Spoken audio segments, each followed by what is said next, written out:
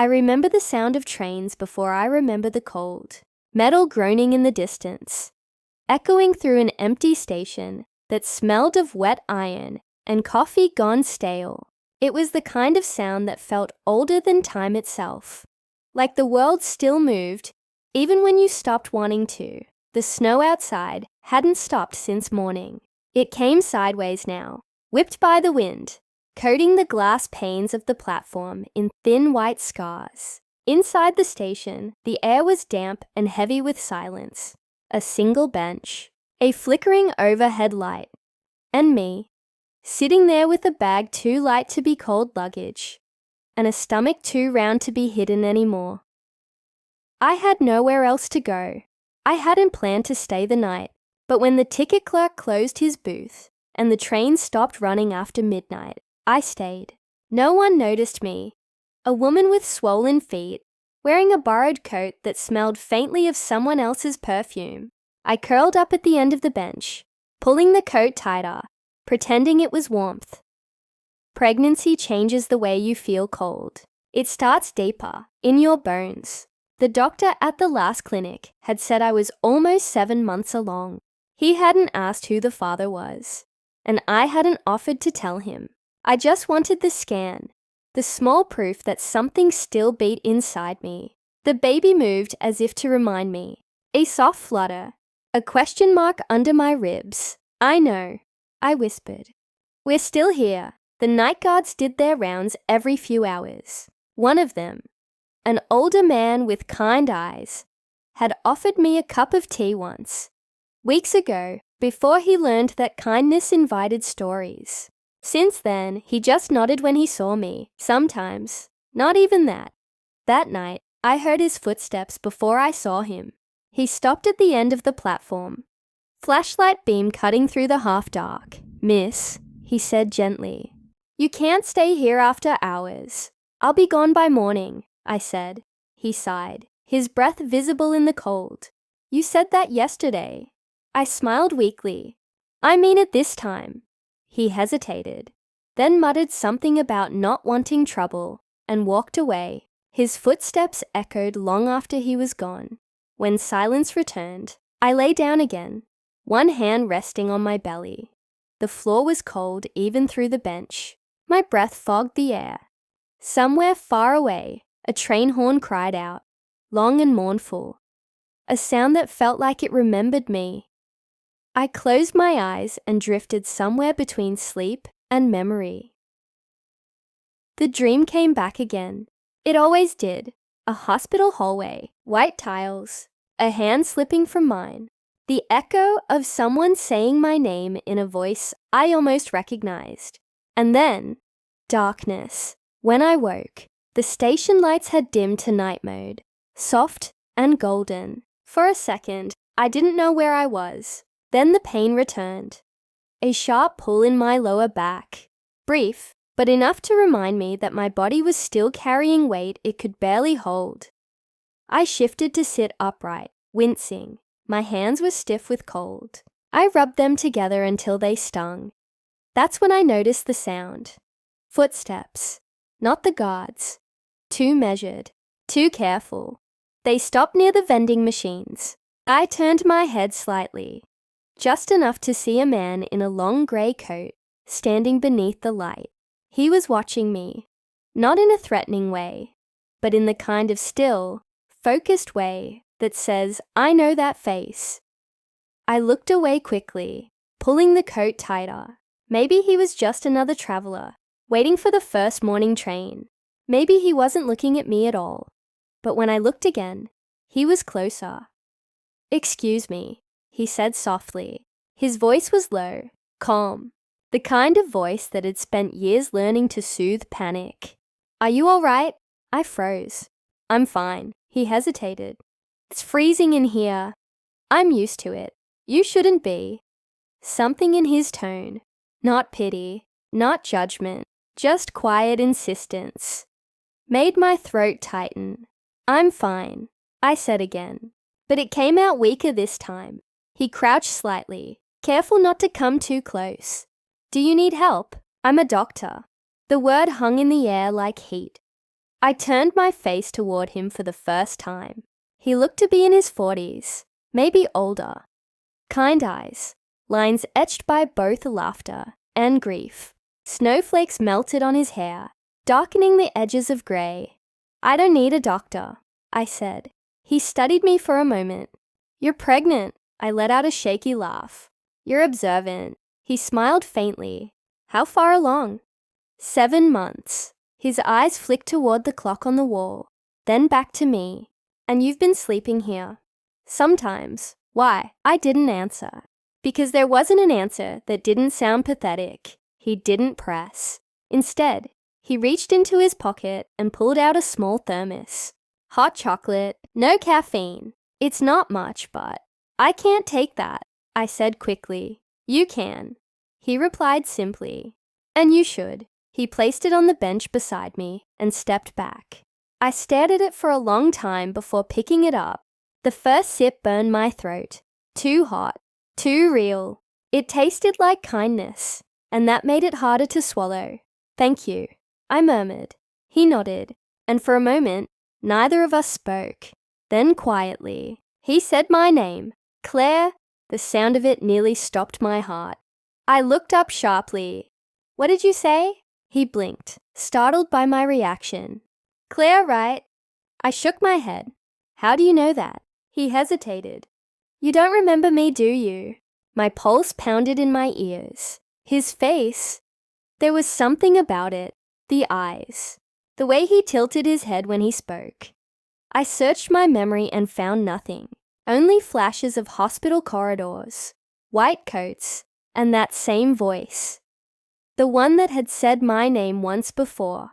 I began, but my words trailed off. He took a slow step closer. "It's okay. Don't force it. Who are you?" "My name's Ethan," he said softly. "Dr. Ethan Warren." The name hit me like a half-remembered dream. "You were..." I whispered, the image forming slowly. "You were at the hospital," he nodded. "Yes, years ago, when..." He stopped himself. "When there was another pregnancy." The air between us shifted. The train station suddenly felt smaller, the light dimmer. I gripped the edge of the bench. "That was a long time ago." He nodded again. "It was. But I never forgot your face." I swallowed hard, the sound too loud in the quiet room. "Why are you here?" "Same reason as you, I guess," he said, "waiting for something that doesn't come." We talked in fragments after that, the kind of talk that sits halfway between confession and silence. He didn't ask why I was alone. I didn't ask why he'd been in the hospital that night years ago, or why he'd looked at me then with the same sorrow he did now. Eventually, the first train rumbled into the station. The lights flickered brighter. A few early travelers trickled in, breaking the spell. He straightened his coat. "Come with me," he said gently. "You shouldn't be here." "I can't." "Why not?" "I'm fine." He gave me a look that said he didn't believe that. Not for a second. "You need warmth, food, rest. Whatever it is you're running from, it can wait until you've slept somewhere safe." I looked away. "There's nowhere safe." He hesitated, then said quietly, "Then let me change that." I didn't answer. He left soon after, disappearing into the cold, leaving his thermos behind on the bench. I thought he was gone for good. Another passing kindness I didn't deserve. But hours later, when the sun rose pale and weak over the tracks, I saw him again, standing by the ticket counter speaking to the clerk, a set of keys in his hand. He looked up, saw me watching, and smiled. "I found somewhere," he said. "Where?" "Close, warm, safe, and for reasons I still can't explain. Maybe exhaustion, maybe trust, maybe the faint recognition of someone who'd once seen me break and hadn't looked away." I stood up and followed him. He didn't walk ahead of me like a rescuer. He matched my pace, like someone who'd learned that proximity can be loud. Outside, the snow had thinned into a glittering dust, the kind that floats in the air and lands on sleeves like quiet punctuation. The town beyond the station was still half asleep. Shuttered bakery, a pharmacy with its lights just flickering on, a stray cat writing its own script across a drift. My feet ached with every step. The baby rolled, lazy and certain, as if to say we were doing the right thing, even if we didn't know why yet. This way, Ethan said softly. He had that doctor's voice again. Not a command, not a question. A bridge laid down between two strangers, so neither had to jump. We turned down a narrow street with brick row houses and iron railings glossed with ice. At the end stood a small building with a blue door and a brass knocker in the shape of a swallow mid-flight. He produced keys, the metal chiming in the quiet, and pushed the door open. Warmth breathed out, the kind made by radiators, and time. Cinnamon, paper, clean linen. It used to be my aunt's house, he said, stepping aside to let me pass. I kept it after she died. I sleep here when I'm on call at the clinic. Less driving in storms. The entryway was small and bright. A framed map of old train lines hung beside a row of hooks. Someone had pinned a silvery sprig of last year's rosemary to one corner. He set my bag on a bench and shrugged out of his coat. I tried to do the same, but my fingers fumbled at the buttons. "May I?" he asked. I nodded. He undid them gently, not looking at my face, the way you would uncinch a tourniquet. Beneath the coat, my sweater was thin. The house air found my skin and decided to stay. "Sit," he said, and guided me toward a living room that looked not staged, but lived in. A sofa with a quilt folded over its back, a low table with the rings of a dozen old mugs, a stack of journals and medical texts stacked like a precarious city. On the mantel, a photograph in black and white, a woman laughing into the wind, hair blown across her mouth. I must have stared. He followed my gaze. "My aunt," he said. "She made soup for half this neighborhood and taught me to keep extra blankets by the door. Habit I haven't unlearned." "Good habit," I said, my voice smaller than I felt. He disappeared into a kitchen with a window full of winter light and returned with a tray, a chipped bowl of oatmeal, dressed with apple slices, steam curling like a gentle argument, a glass of water, a second thermos I recognized by feel. Before he reached the couch, hot chocolate again. The very not medicine of medicine. "I know," he said, almost smiling. "You don't like taking things." "I take what I can return," I said. Then, because honesty sometimes arrives in small pieces when you're tired, I added, "And I don't like owing anyone." "You don't," he said. "Not here." I ate slowly, aware of my own hunger, the way you become aware of a song only after it stops. The baby liked the apples. He kicked when the sweetness hit. A little drum under my ribs. I pressed my palm there. Ethan watched, not intruding, a sort of quiet reverence on his face that doctors give to the ordinary miracles they're still willing to name miraculous. 7 months? He asked after a time. "Almost," I said. "They said he's measuring small but steady." His eyes lifted. I realized I had said it without meaning to. "I think so," I said. "I feel he when he turns. Maybe it's just hope playing dress up as certainty." "Hope usually fits," he said. Silence, and the radiator ticking like a patient clock. Outside, a plow passed, snow sighing off its blade. The house's warmth climbed into my skin and did not ask for permission to stay. When I finished, he took the bowl without the false pretense of asking how it was. He knew it had been necessary. "That was enough. Can I wash up?" I asked. "I feel like the station came home with me." "Of course." He pointed down the hall. First door. Towels are stacked on the chair. The bathroom smelled faintly of soap and eucalyptus. On the back of the door hung 3 towels, all soft in different ways. One thin as an old t-shirt, one plush, one something in between. I washed my hands, my face, the back of my neck. The mirror over the sink didn't lie. but it didn't accuse either. I looked like a woman Winter had tried to teach a lesson to and failed. When I re-emerged, he had set fresh sheets on the pullout and opened a window a crack to let the room breathe. "You can sleep," he said. "No one will wake you, not even me. You can lock the door if you like. I won't be offended." "Has anyone ever told you narrate safety?" I asked before I could swallow the thought. He blinked, and then a real smile arrived. It made him look younger by a decade. "Occupational hazard," he said. "People don't listen well when they're frightened. They hear verbs though. Sleep, eat, breathe, and stay," I said. "And stay," he echoed. I lay down because my bones didn't leave me many options, and because the room smelled like clean rain. The baby decided to swim under my hand for a minute, and then went still. I sank fast, the kind of sleep that has edges you fall over. It might have been 20 minutes. It might have been 2 hours. When I woke, afternoon light had made a pale square on the quilt. Somewhere, a kettle ticked itself cool. On the low table, a folded note rested beside the thermos. 2 words in neat script. "I'm here." I listened. The house was quiet, but not empty. A soft scrape, the muffled percussion of a page turned. A footstep careful not to be. I breathed out a little laugh I hadn't invited.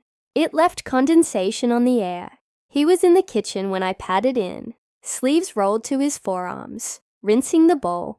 He looked up immediately, as if he'd been listening for the breath that meant I'd rejoined the world. "Better?" he asked. "I feel like a person again," I said, which is a step up from a ghost. He dried his hands, glanced down at my sweater. "You're still cold." He didn't make it a question. He opened a cupboard and pulled down the sort of sweater you can't buy anymore. Fisherman's weave, heavy enough to be a promise. "It's my aunt's," he said. "She'd be offended if I didn't lend it." I slipped it on. It smelled faintly of cedar and something like lemon. The sleeves swallowed my hands. I kept them swallowed. "Can I ask you something?" I said, while courage and warmth happened to occupy the same minute. "Of course." "How did you remember me?" The subway of the question ran through both of us. I heard its brakes. He set the towel down, sat at the table, folded his hands as if to keep them visible. "I don't forget faces from the ward," he said. "There are too many for me to remember all, but some stay. Yours was one of those." "Because," I said, and hated how my voice tilted toward apology. He held my gaze, but didn't make me look away.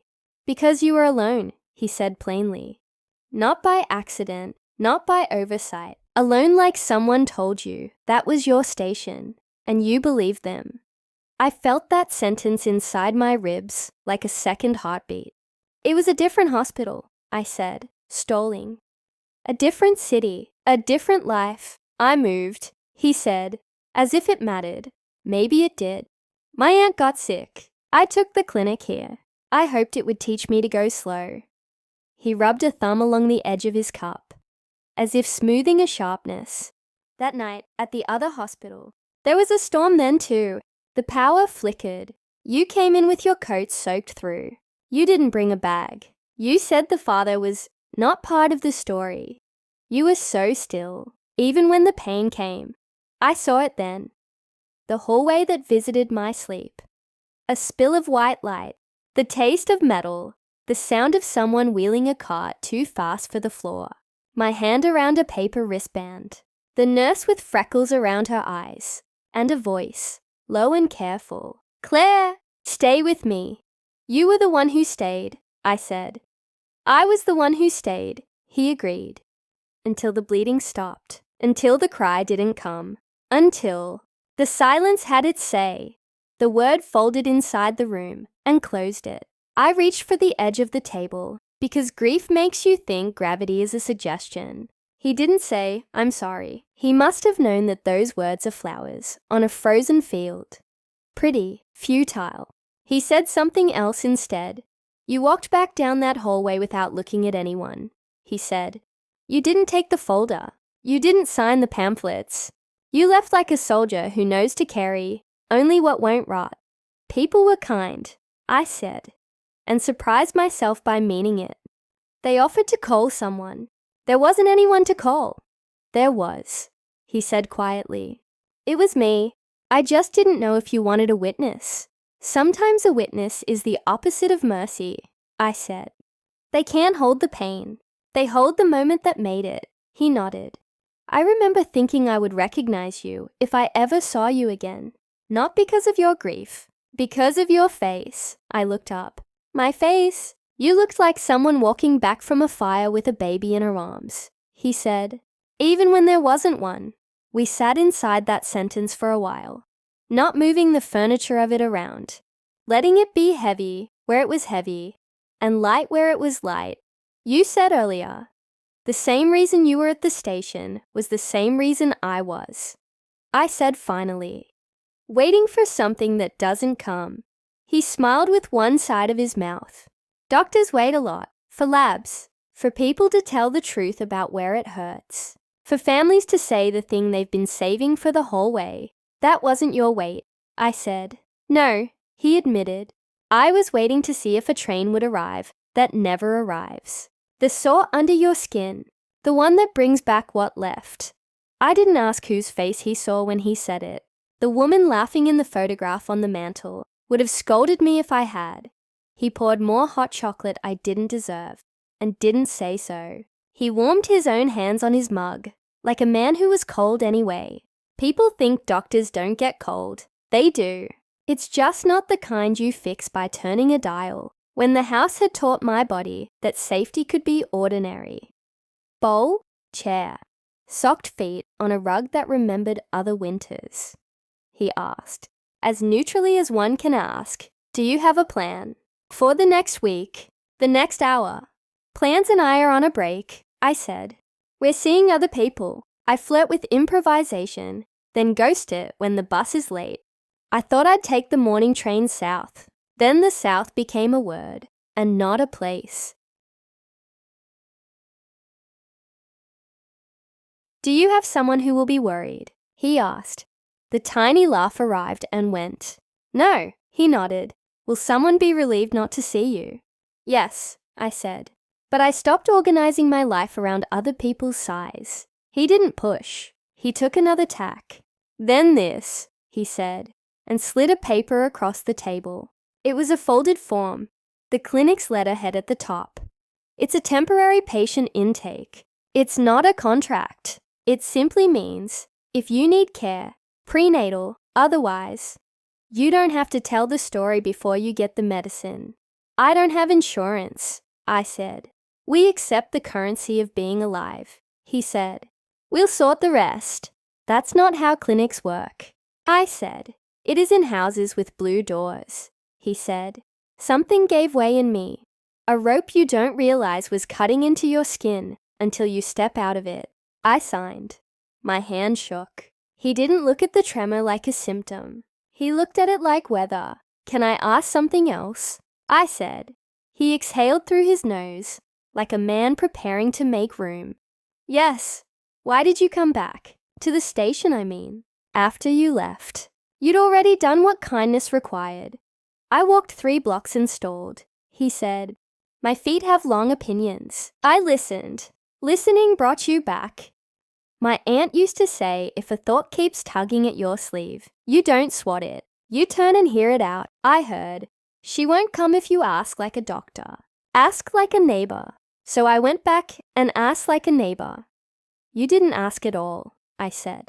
You set a thermos down and said, it's cold. He smiled without showing teeth. Some doors still open with weather. We were quiet again. The quiet was different now. Not brittle. Not a glass you worry will shatter if you breathe wrong. A quilt, spread and smoothing itself around the edges. I looked around the room at all the small proofs that lives leave. A nick in the table's corner. A pencil sharpened down to honesty.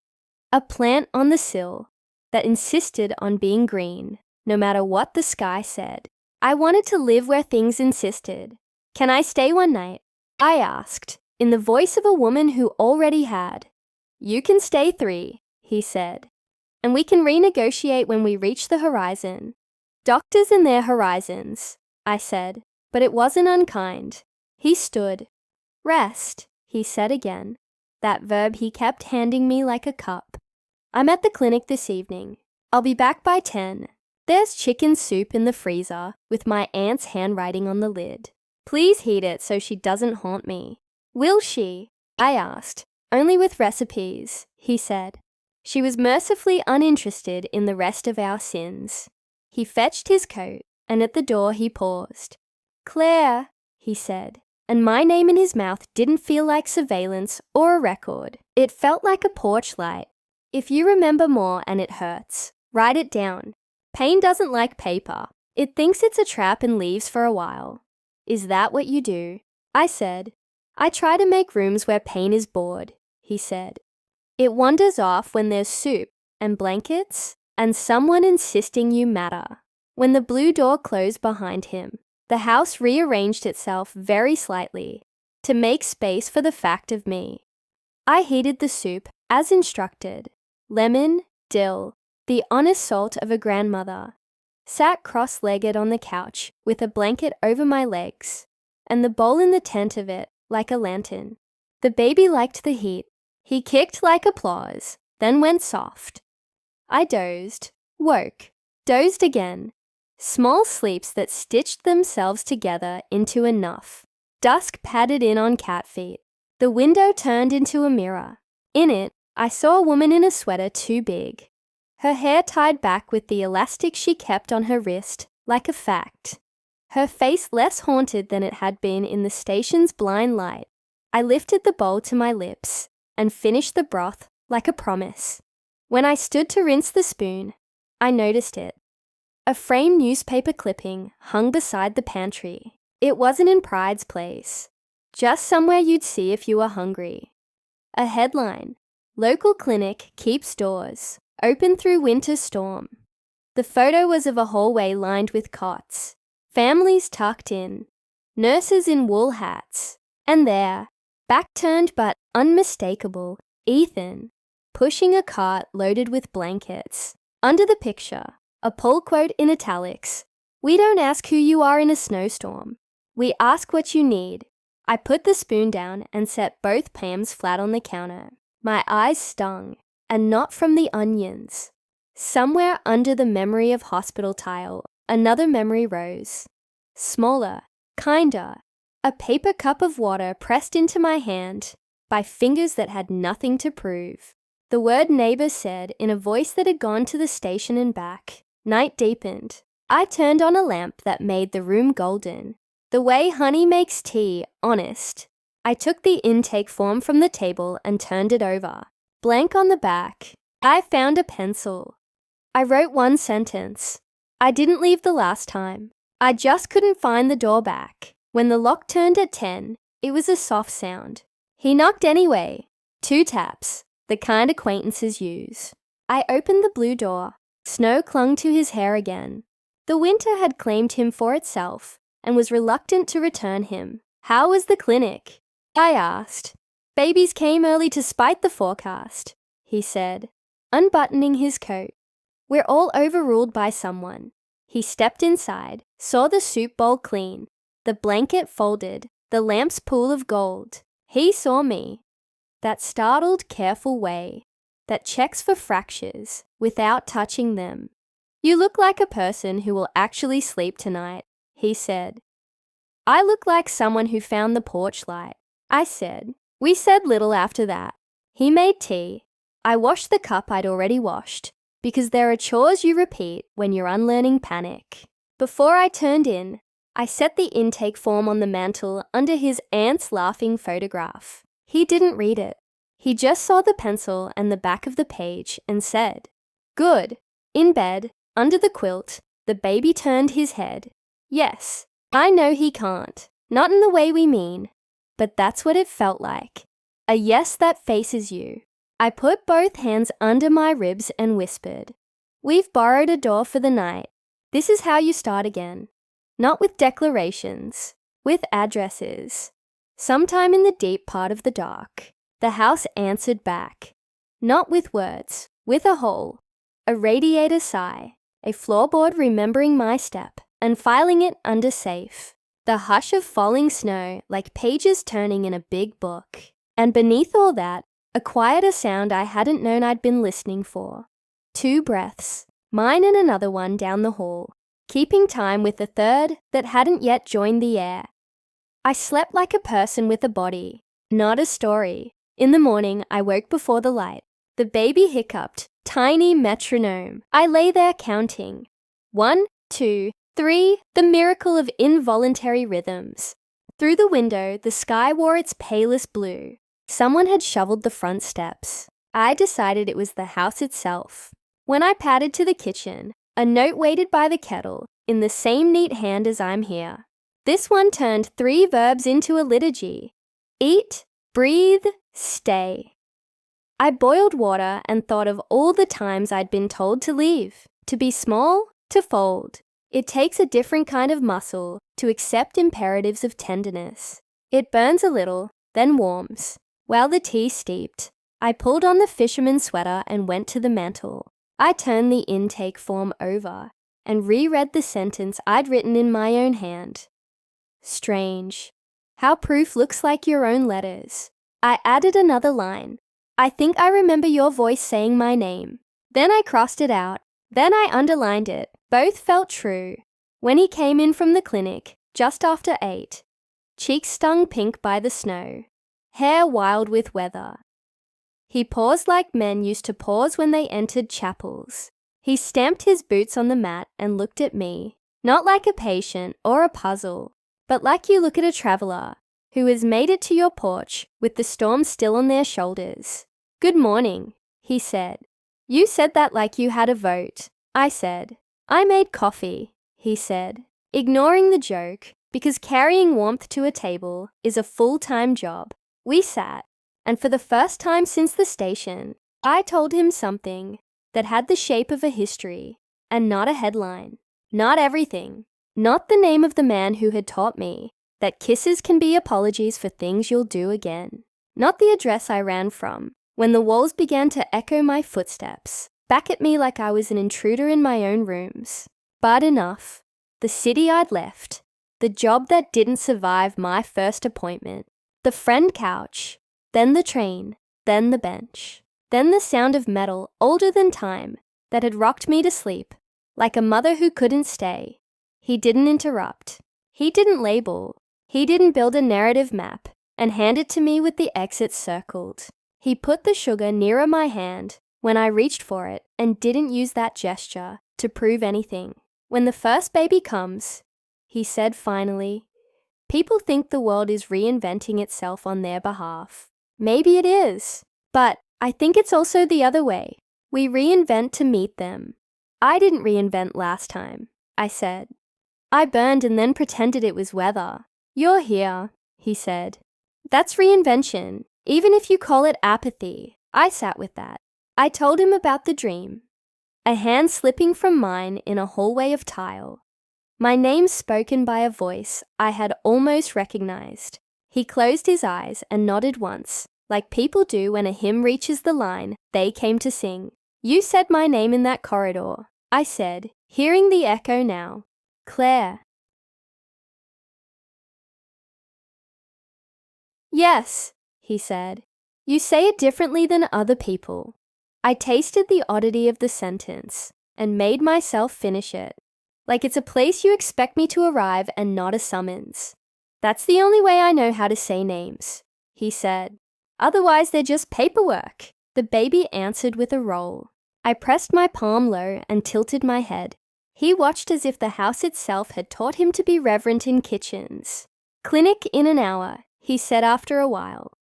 A snowstorm brings sore throats and sprains and bored teenagers with frozen ears. I'll be back at noon. Will you be here? It was the simplest question and the hardest. The station tugged at me. Not the place, the posture. But the blue door was a sentence too. You can stay. I felt the muscle that accepting made, the burn and then the warm. I'll be here, I said. He stood, found his coat, patted his pocket for the keys. There's a spare of the same on the hook, he said. My aunt insisted. I don't argue with the dead. Neither do I said. They're very persuasive. At the door, he paused the way he always would, I suspected, at thresholds, long enough to let things arrive. If anyone knocks, he said, you don't have to answer. Doors exist to be chosen. He left. The house exhaled. I washed the 2 cups and left them to dry with their mouths open. I took the map of train lines off the entry wall and traced a route I had never traveled. Not to leave, to learn that routes can end at home. I sorted the stack of medical journals into piles by subject, because touching the spines of books is a form of prayer. I stood at the mantel and read my 2 short sentences again, and didn't cross either out this time. Then I did something small and ordinary, and therefore radical. I found a scrap of paper in the drawer beside the stove, wrote milk, oranges, bread, soap with a pencil, worn down to honesty, and tucked the list under a magnet. You can set a life on fire with declarations. You can also build one with groceries. When he came back at noon with a paper bag that crinkled like a minor miracle, the whole world had imperceptibly tilted toward spring. He set oranges on the counter. Vitamin C, he said. He set milk in the fridge. Calcium. He set bread by the toaster. Mercy. We ate slices still warm from the machine, butter melting into the holes like gold retreating through a map. You'll go back to the station? He asked, not to pin me to a promise, to respect that returns a part of leaving. Not today, I said. Today I have a list. Milk, oranges, breath. He glanced at the mantel then, at my sentences, at the photograph of his aunt laughing with her hair in her mouth. She'd approve, he said. Later, while he dozed in a chair he pretended wasn't a chair for dozing, I wandered the hallway like a person measuring rooms for the first time. This corner for a cot, this windowsill for a plant with opinions, this hook for a scarf that smells like a person you trust. In the bathroom, I caught my face again in the mirror. It didn't look like a woman assigned to solitude by a court. No one could appeal. It looked like somebody's neighbor. At dusk, a train horn called across the white of the world. Less mournful than before, more like an invitation without pressure. We leave, we arrive. Both are verbs with doors. The baby stretched and then slept. I wrote a 3rd line on the back of the intake form in pencil, because permanence scares me less when it smudges. I think I found the door back. It is blue. I set the pencil down and let the house do the rest of the sentence. Outside, snow tried again to lay a silence over everything. Inside, the kettle considered singing and decided to wait for someone to ask. In the next room, a doctor breathed the way people do when they've come in from a storm and left their boots by the door, like a promise to go out again, only if asked by something worth it. I went to the blue door and opened it a crack. The coal reached in and touched my cheeks with 2 fingers. I whispered into it, I'm not sleeping at the station tonight. The wind decided not to answer, which is how I knew it had heard me. The snow began to melt 2 days later, not all at once. Winter doesn't surrender that way, but slowly, reluctantly, in thin silver rivers running along the cobblestones. The city exhaled in soft drips and murmurs. Even the train station, visible in the distance from the kitchen window, looked less like an exile shelter and more like a place that might one day belong to memory instead of punishment. Inside the blue house, everything had begun to sound different. The radiators no longer hissed, they purred. The floorboards no longer groaned, they spoke. I had begun to hum when washing the dishes, to sleep without the flinch that waits for voices. Ethan noticed, of course. He noticed everything. That morning, he brewed tea instead of coffee. Mint, the kind that clears the fog behind your eyes. You're quieter today, he said. I didn't think that was possible, I answered, half smiling. He chuckled softly. Not the kind of quiet that hides, the kind that listens. He was right. There was something in the air, a stillness that felt like the pause between the inhale and the confession.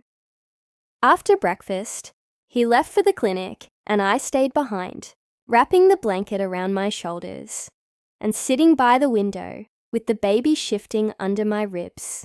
The clock ticked softly. Across the street, a child dragged a stick through puddles of melting ice, his boots squeaking with every step. The sound made something twist inside me.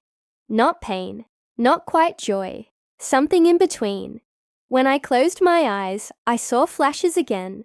A hallway, a cry, a door that never closed. Sometimes memories aren't memories at all.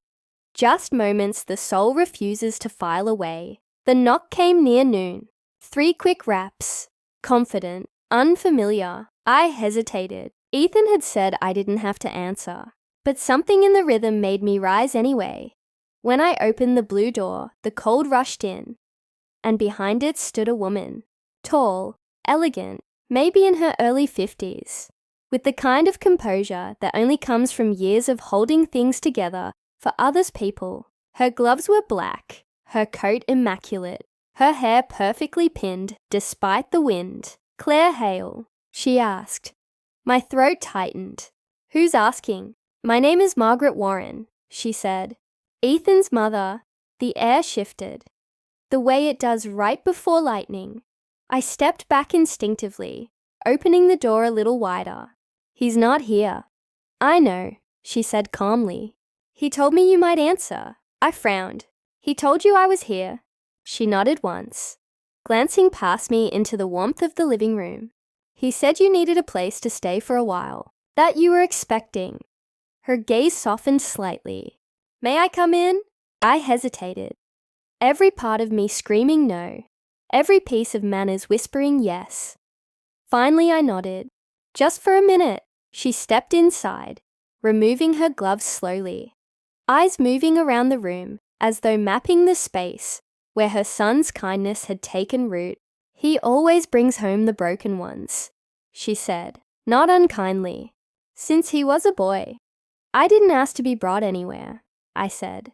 "I'm sure you didn't," she replied, her tone gentle but sharp enough to leave no misunderstanding. For a long moment, neither of us spoke. The only sound was the faint hum of the heater. Finally, she said, "I came to make sure you understand something." I crossed my arms. "I'm listening," she sighed, looking older suddenly, like the act of speaking honesty cost her strength. "My son has a soft heart. It's his gift and his ruin. He helps because he must, not because he chooses. And he gets hurt for it, again and again. I'm not here to hurt him." Her eyes met mine, steady, searching.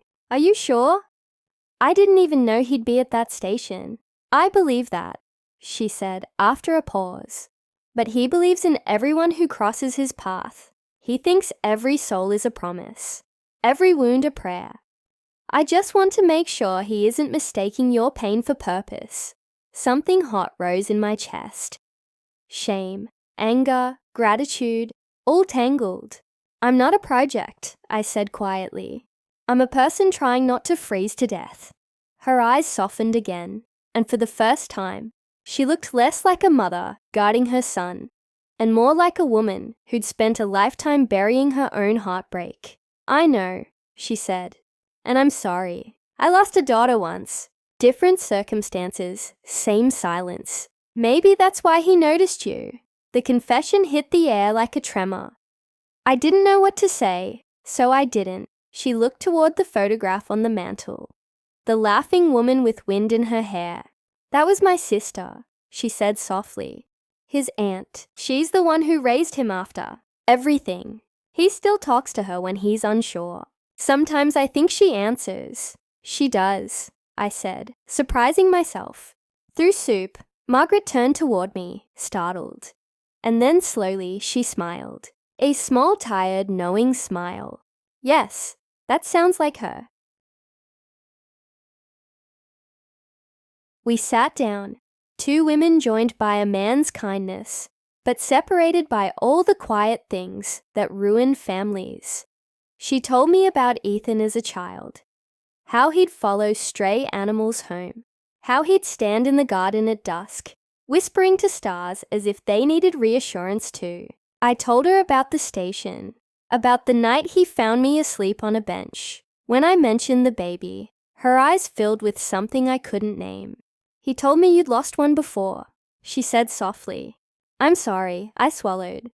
"It's strange. You don't ever really lose them. You just carry them differently," she nodded, tears glinting. "I know." For a moment, the silence between us wasn't distance. It was understanding. Then she reached into her bag and pulled out a folded piece of paper. "He doesn't know I came," she said, sliding it across the table. "But I thought you should see this." I hesitated, then unfolded it. It was a photograph. Faded, printed from an old film camera. In it, Ethan stood outside a hospital, his arm around a younger woman. Blonde, radiant, with the unmistakable curve of late pregnancy beneath her coat. Both were smiling. I stared at it. "Who is she?" "Her name was Anna," Margaret said. "His wife." The words knocked the air out of me. "Was?" "She died. During childbirth." I looked up sharply. "He saved the baby," Margaret said. "But not her. And the baby." She paused, steadying her breath. "The baby didn't survive either. That was 3 winters ago." The world went still. Suddenly, the hospital corridor in my dreams made sense. The echo, the white light, the voice saying my name. It hadn't just been my memory. It had been ours. "He was there that night," I whispered. "When I lost mine." She nodded. "Yes." He never said, but I knew. He said your face haunted him.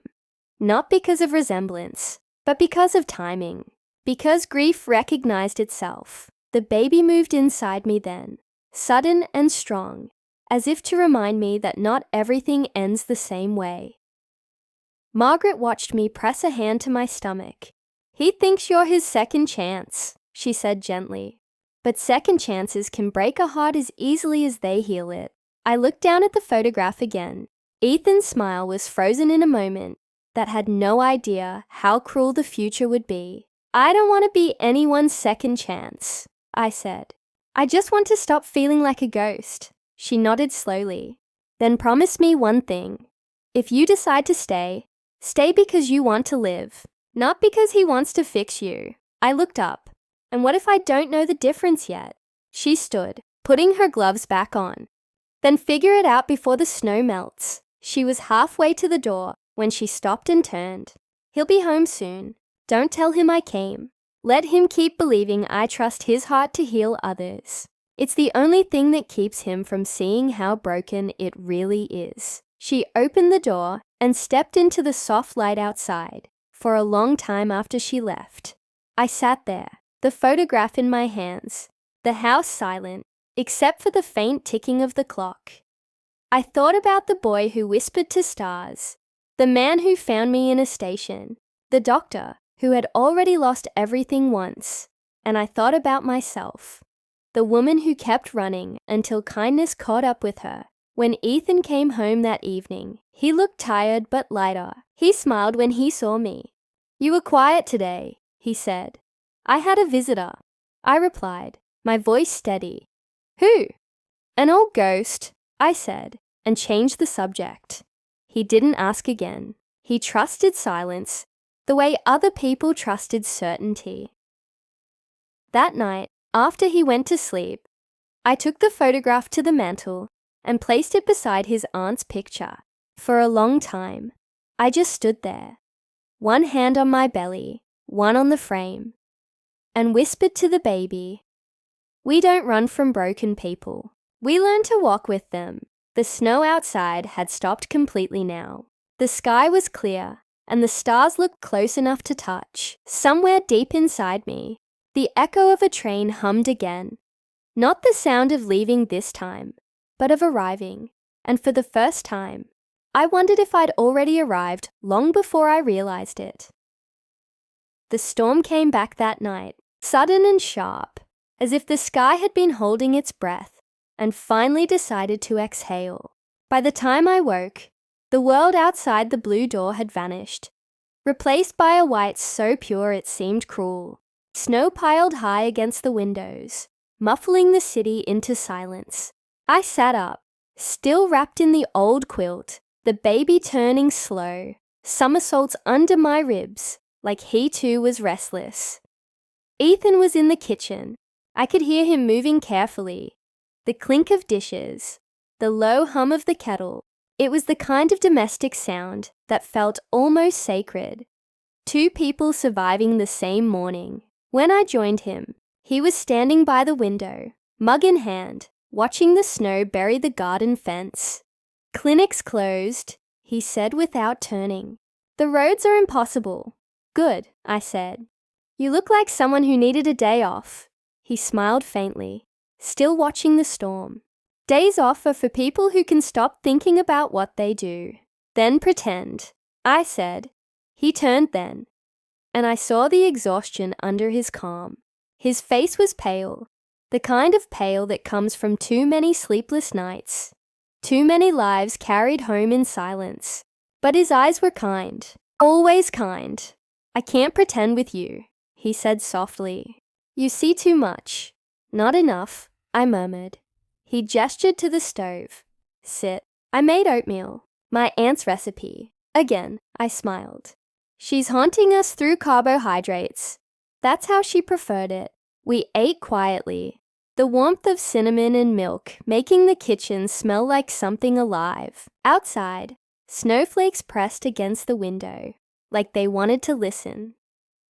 After breakfast, I cleared the dishes while Ethan tended to the fire. The baby was active today, his movements sharper, like he knew something was shifting around us. "Do you ever get tired of helping?" I asked, my back turned as I rinsed the bowls. He hesitated before answering. "I get tired of losing." I looked over my shoulder. He was staring into the fire, the light painting gold into his eyes. "You mean patience?" I asked. He nodded once. "And sometimes, people who never became patients, people who didn't stay long enough to be saved." He didn't look at me when he said it, but he didn't have to. The room filled with a silence I recognized, the kind born not from absence, but from memory. I wiped my hands on a towel and crossed the room, sitting in the chair across from him. "I met your mother," I said quietly. He didn't flinch, didn't even look surprised. "I thought you might. She said you bring home the broken ones." He smiled faintly, no denial in it. "She's not wrong." "Why?" "Because once, someone did that for me." I leaned forward. "Anna!" His head snapped up. The name landed between us like glass, shattering on tile. "Who told you?" "Your mother," I said softly. "She showed me the photo." He stood abruptly, pacing toward the window. "She shouldn't have done that. She was worried about you," I said. "She's always worried," he muttered. "She thinks love is a sickness you catch from empathy." And what do you think? He turned then, and for the first time since I met him, his calm cracked. His voice was low, rough. "I think love is what makes the losses survivable, but sometimes it's also what makes them unbearable." He sank into the chair opposite me again, rubbing a hand over his face. For a long moment, neither of us spoke. Finally, I asked, "What happened?" He hesitated. "She was a nurse. We met during residency. We worked the same ward. Same long nights, same mistakes, same miracles. She had this way of laughing when she was exhausted that made everyone in the room forget how tired they were. We wanted everything too fast. A house, a baby, a life that looked like forgiveness for all the suffering we saw." His voice faltered. The fire popped softly. "When she went into labor, it was supposed to be routine, but nothing ever is. Complications, internal bleeding. I was there. I could hear her heartbeat on the monitor. I heard it stop." He looked at me then, and his eyes were oceans, all tide, no shore. "I saved the baby for 20 minutes, he said. "And then, I didn't." The quiet that followed wasn't silence. It was grief breathing. I reached across the space between us, laying my hand over his. His fingers didn't move at first. Then slowly, they turned to hold mine. "I lost one too," I whispered. I know, he said. And in that moment, it wasn't two people trading tragedies. It was two survivors remembering the same language. We sat like that for a long time, watching the fire burn down to embers. When he finally spoke again, his voice was almost a whisper. I used to believe healing was just fixing what broke, but now I think healing is learning to live inside the fracture, without fear of cutting yourself again. I nodded, the words settling in me, like warmth spreading through frozen hands. He looked up. That night at the hospital, when you came in, I remember thinking your face looked like forgiveness. I didn't know what for, but I knew I wasn't ready to see it. I swallowed hard. And now, he met my gaze. Now I think forgiveness is the only thing left worth seeing. Something in me gave way then. Not breaking, just loosening. The walls I'd built around my heart, the ones I thought were protecting me, started to crumble in the quiet. The baby kicked, sharp and insistent, like he too wanted to be counted among the living. Ethan smiled. He's strong. He is, I said softly. Maybe stronger than me. Maybe he gets it from you. Or maybe from all the ghosts in this house. He laughed then, the sound fragile but real. That evening, the power flickered twice and went out completely. The world shrank to firelight and breath. I lit candles while Ethan checked the circuit breaker. When he returned, his cheeks were pink from the cold, his hair dusted with snowflakes. Lines are down, he said. We'll have to wait it out. That's fine, I said. We have soup. And ghosts. And ghosts, I echoed. We ate by candlelight, the house flickering with warmth. Every time the wind howled outside, I thought of the station, the bench, the nights I thought would never end, and how far I had come from that version of myself. After dinner, we sat on the floor near the fire. The baby kicked again, rhythmic and certain. May I? Ethan asked, his voice quiet. I nodded. He reached out, resting his hand lightly against my belly. His fingers were warm. The baby moved once more, as if greeting him. Ethan's eyes softened. He knows you. Maybe he knows you too, I said. Maybe he remembers me, he whispered. The sentence hung between us, equal parts hope and ache. I wanted to tell him that grief doesn't erase people. It rearranges them. That maybe his son, somewhere beyond time, had whispered to mine, find him. He'll take care of you, but I didn't. I just let the silence hold the truth for us both. Later that night, the wind calmed. The fire had burned low. The candles half melted. I dozed against his shoulder, the rhythm of his breathing lulling me into a kind of peace I hadn't known in years. When I woke, the storm had passed. The sky outside the window was clear. A deep, impossible blue, filled with stars. Ethan was still beside me, asleep in the chair, the blanket draped over both of us. His face looked softer in the light, almost boyish, the lines of grief smoothed by rest. I studied him for a long time. The man who had lost everything and still opened his door. The man who didn't try to fix me, only gave me a place to thaw. And I thought, maybe healing isn't something we earn.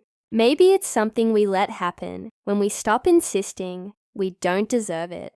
I reached for his hand and whispered, "Thank you." He didn't wake, but he smiled, faintly, unconsciously, as if somewhere in his dreams. He had heard me. Outside, the snow began to glisten again under the dawn light, not as something cold anymore, but as something that reflected warmth. And for the first time since that night at the station, I believed that maybe, just maybe, winter could end. Spring didn't arrive like a trumpet. It crept in quietly, like a secret whispered between thaw and sunlight.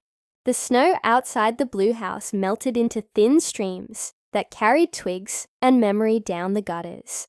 The air smelled of wet earth and faint hope. Birds returned before I was ready for them. Inside, everything felt softer. The walls that had once echoed felt alive now, breathing with us. Me, Ethan, and the life still waiting to enter the world. I was 8 months along when the first crocus bloomed in the garden. Ethan pointed it out as if it were a miracle. "It's purple," he said, kneeling by the window.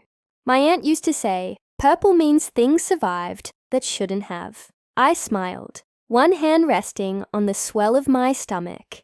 Then that's ours. Those final weeks blurred into rhythm. Mornings of quiet tea and soft sunlight. Afternoons of rest while Ethan went to the clinic. Evenings of soup and the occasional shared laughter that felt both new and ancient. Sometimes, when I couldn't sleep, I'd sit by the window and watch the trains gliding through the distance. The same tracks that once felt like escape now looked like return. I didn't hate them anymore. They were just what they were. Movement, carrying people who still believed in destinations. Ethan and I didn't talk much about the past anymore. We didn't need to. It lived between us like a third presence. Seen. Known. No longer heavy. But one evening, near the end of March, something changed. He came home later than usual, the front door blowing open with a gust of cold air and exhaustion. His hands were trembling slightly, his coat damp with rain. "Rough night?" I asked. He nodded, sinking onto the chair. "Delivery. Complicated one. We almost lost them both." "Almost?" He exhaled, eyes unfocused. The baby came out silent, no pulse. We worked for 12 minutes. "And then," she cried. I smiled. "So you saved her." He shook his head. "No, she saved me. I didn't press.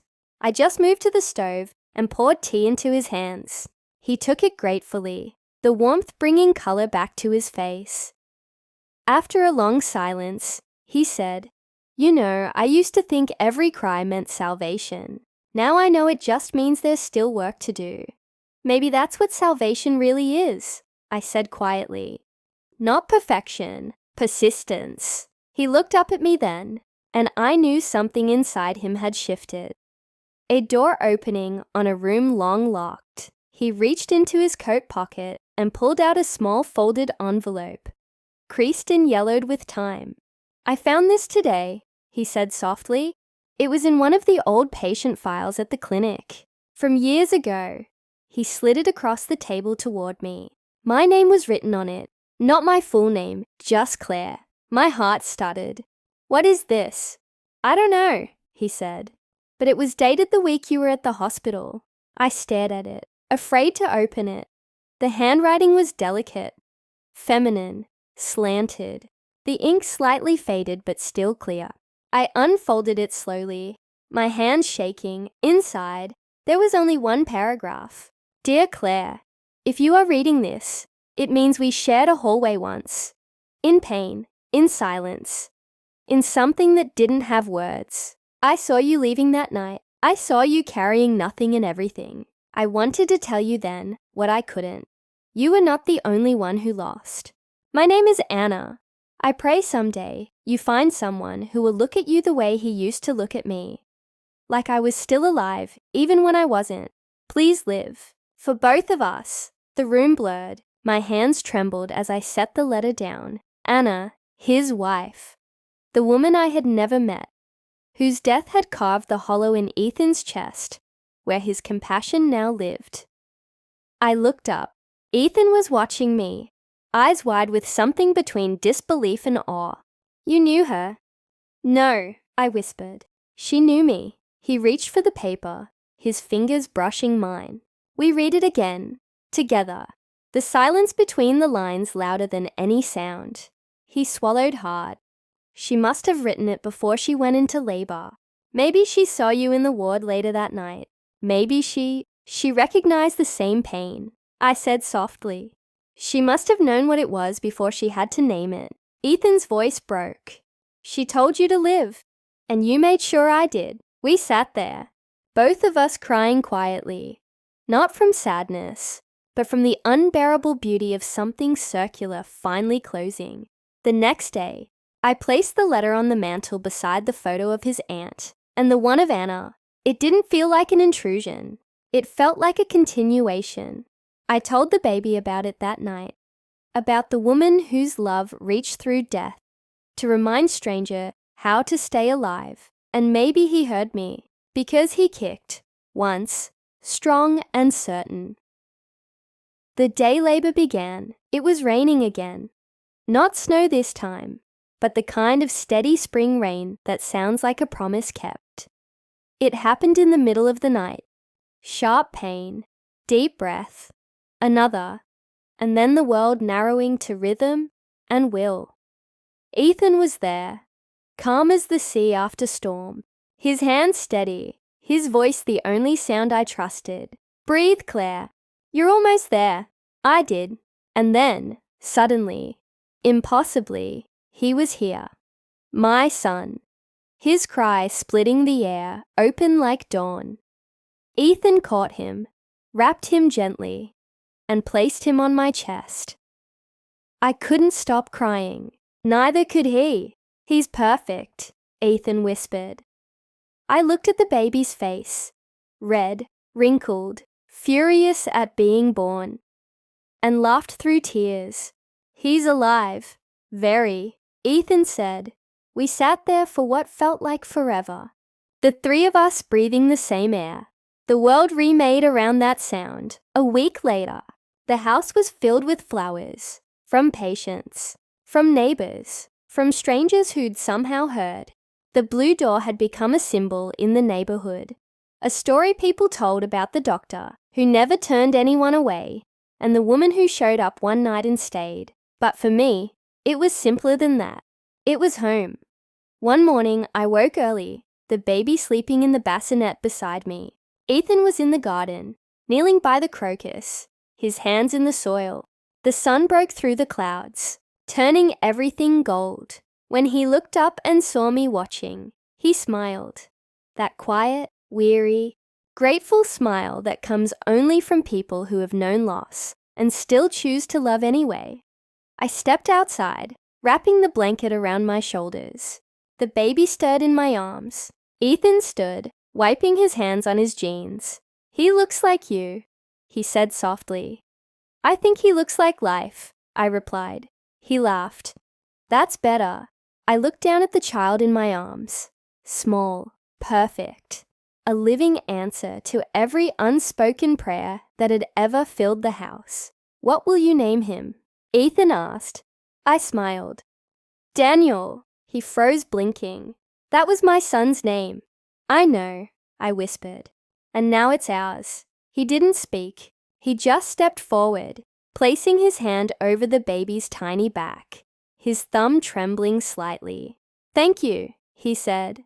Not to me, but to the universe, to Anna, to whatever force had brought all of us, the living and the lost, into one shared breath.